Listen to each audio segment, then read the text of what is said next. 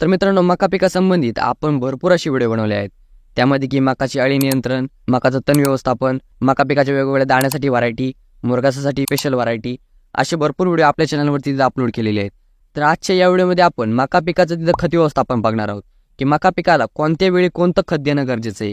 कारण मका पिकाला आपण तिथं खादड पीक म्हणतो, कारण मका पिकाला तुम्ही कितीही खतं टाका तेवढी खतं अपटेक करण्याची कॅपॅसिटी मका पिकामध्ये आहे। जितके खतं तुम्ही त्याला टाकता तसाच रिझल्ट तुम्हाला मका पिकामध्ये पाहायला मिळेल।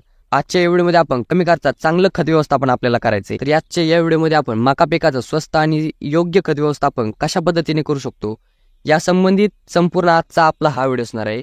त्यामुळे व्हिडिओ काळजीपूर्वक शेवटपर्यंत नक्की बघा।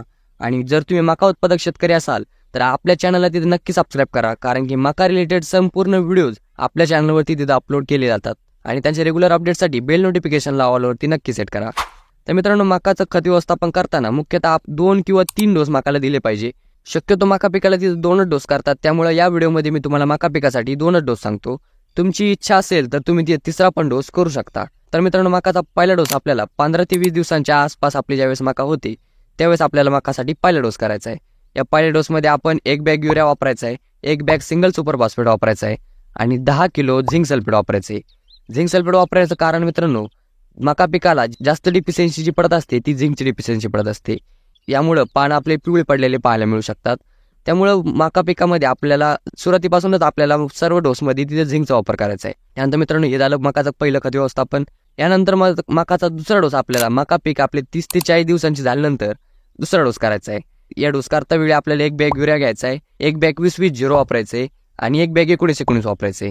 जर तुम्हाला 20-20-0 उपलब्ध नाही झालं तर त्याऐवजी तुम्ही 24-24 पण वापरू शकता, आणि जर तुम्हाला 19-19 उपलब्ध नाही झालं तर त्याऐवजी 15-15-15 हे खत वापरू शकता। या 3 गोण्या खताच्या आपल्याला वापरायच्यात आणि यामध्ये पुन्हा एकदा आपल्याला 10 किलो झिंक सल्फेट वापरायचे। याचा फायदा मी तुम्हाला अगोदरच सांगितलाय की दाणे कणसाच्या टोकापर्यंत भरण्यासाठी झिंक सल्फेटचा वापर होतो, सोबतच आपले जे पानं पिवळे पडतात ते सुद्धा पिवळे होणार नाहीत। आणि या डोसमधले सर्व खतं तुम्ही पाहू शकतात, 24-24 आणि 15-15 हे जे खतं आहेत हे पिकाला लवकर लागू होतात, त्यामुळे याचे लवकर तुम्हाला रिझल्ट पाहायला मिळतील।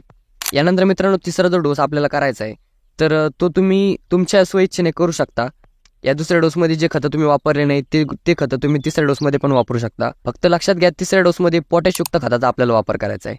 पण जर तुम्हाला मकाला खत द्यायचंच असेल तर अशा वेळी तुम्ही वॉटर सोल्युबल खतं पाट पाण्यामार्फत किंवा जर तुमची ड्रिप सिस्टम असेल तर ड्रिपद्वारे तिथं सोडू शकता।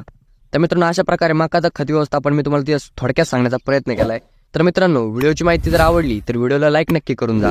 या व्हिडिओमध्ये मी तुम्हाला स्वस्त आणि लवकर उपलब्ध होणाऱ्या खताचं तिथं नियोजन सांगण्याचा प्रयत्न केलाय, म्हणून हा व्हिडिओ इतर मका उत्पादक शेतकऱ्यांना नक्की शेअर करा, जेणेकरून त्यांना पण त्यांचं मकाचं स्वस्त आणि योग्य खत व्यवस्थापन करता येईल। धन्यवाद मित्रांनो।